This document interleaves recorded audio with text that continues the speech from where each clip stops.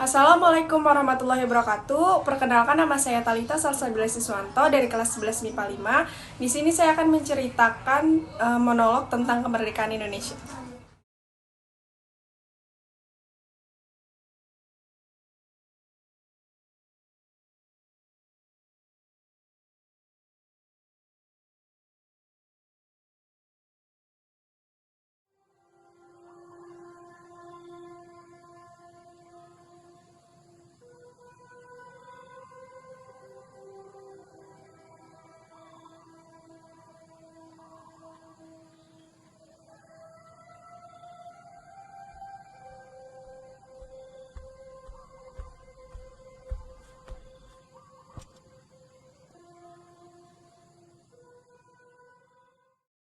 Kartini, sosok perempuan polos dan sederhana, memakai kebaya halus dan jarik batik simbol adat di tanah Jawa.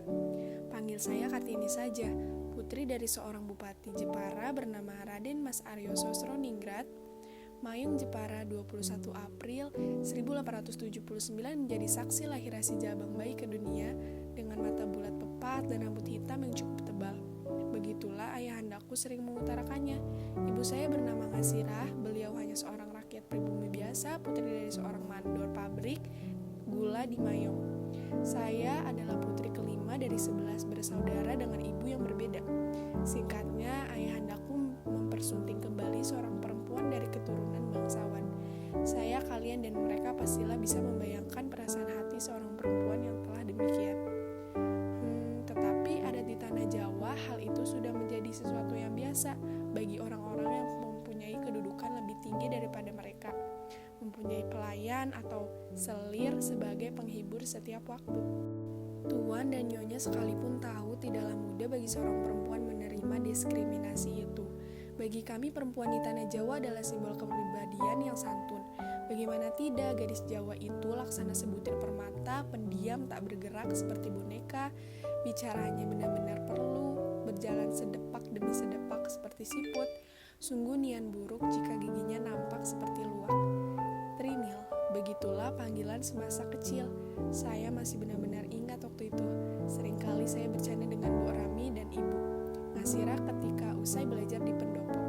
Lalu pasti beliau berkata, "Nil, kamu sudah izin sama Romo kalau kesini. Kamu sudah selesai belajar bukan?" Tatapannya sangat tajam dengan raut yang menyimpan kasih kepada putrinya. Kalau sudah demikian, aku akan menjawab dengan begitu singkat. "Sudah, Mbok, si Mbok sudah makan." Betapa dalamnya hati seorang ibu terhadap buah hatinya.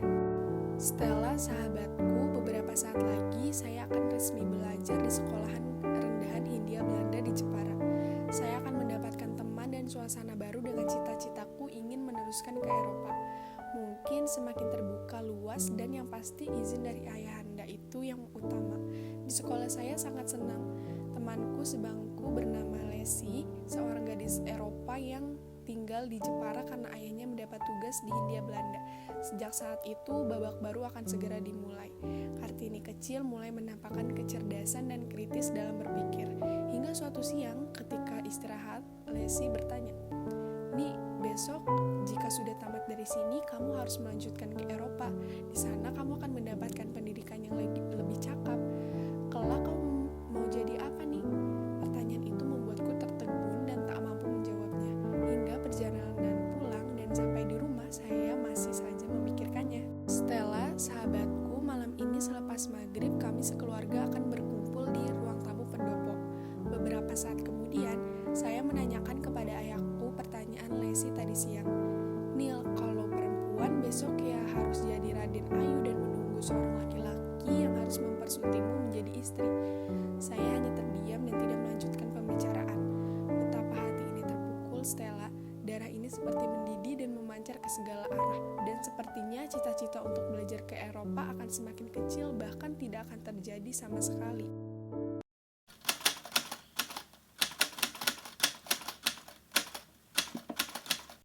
Inilah saatnya seorang gadis kecil berusia 12 tahun harus menjalani masa pingitan di dalam kamar yang sunyi dan menyedihkan. Ketika itu saya berjalan dengan pelan memasuki kamar pingitan. Saya diantar oleh ayahanda dan beberapa adikku. Dan inilah babak idealisme seorang Kartini benar-benar terbakar. Setiap pena yang digoreng ditugaskan menjadi alat dan media utama dalam berkomunikasi dengan sahabatnya di Eropa dan Belanda. Tuan Abendanon, salah satu rekan ayahandaku dan menjadi sahabat pena saya. Nyonya Oving dan Nyonya Andrian, beliau adalah figur ibu yang penuh kasih dan sederhana. Pena itu seakan air yang tidak pernah mengering sekalipun kemarau tetap mengalir.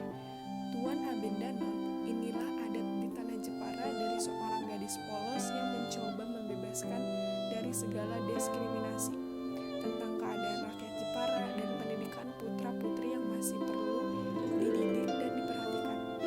Kami di sini memohon diusahakan pendidikan bagi anak perempuan, bukan sekali-kali kami ingin menjadi saingan kaum laki-laki, tetapi karena kami yakin akan besar pengaruhnya kepada kaum wanita agar lebih cakap dalam melakukannya. Sungguh indah senja di tanah Jepara. Jika ada waktu senggang, kami selalu menikmati deburan ombak dan warna jingga kemasan di bibir pantai Kartini. Ayahandaku banyak menceritakan kepada saya tentang kehidupan, tentang belajar kuat dan tidak putus asa. Dan saya tidak bayangkan jika suatu hari saya telah disunting oleh seorang laki-laki. Saya akan berpisah dengan ayahandaku dari Jepara. 4 tahun Kartini kecil di dalam pingitan, surat-surat dan karangan telah banyak diterbitkan di majalah sampai ke negeri Holland. Beberapa hari saat ketika saya akan terbebas dari masa pingitan, ayahandaku sering mengajakku hadir dalam tugasnya, memberi keterampilan melukis, membatik, dan tentang obat-obatan. Adikku, Rukmini dan Kardina selalu bersama. Kami adalah 3 serangkai. Saya sudah mulai mengajar dan mendidik anak-anak pribumi di teras pendopo. Mereka tampak bersemangat dalam belajar, sedangkan adikku, mereka belajar ilmu kedokteran seperti cita-citanya. Hingga pada akhirnya datang seorang laki-laki mempersunting saya dan yang sebelumnya tidak pernah saya tahu asal-usulnya. Tuan dan nyonya sekalian, suami saya bernama Raden Mas Jojo Hadiningrat, seorang bupati Rembang. Beliau santun dan cukup menghargai seorang perempuan. Sejak saya pindah ke Rembang, saya mulai dibangunkan gedung sebagai tempat belajar dan mendidik anak-anak pribumi, tepatnya di sebelah depan pendopo Rembang di bagian kanan. Saya beri nama Sekolah Kartini. Berjalannya sang waktu, kehamilanku semakin besar. Suamiku selalu menemani dan merawat sampai proses persalinan kala itu. Kondisi Kartini waktu itu tidak begitu baik. Banyak pendarahan selama persalinan, badannya sering lemas dan tidak stabil. Hingga pada akhirnya 4 hari setelah kelahiran putranya, Kartini meninggal dunia. Putranya bernama Susoalit.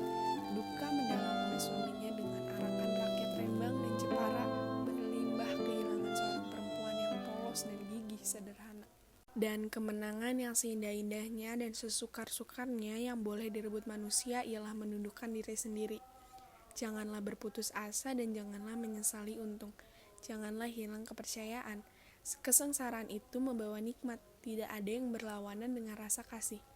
Yang hari ini saya rasa kutuk, besoknya terasa rahmat. Cobaan itu adalah usaha pendidikan Tuhan.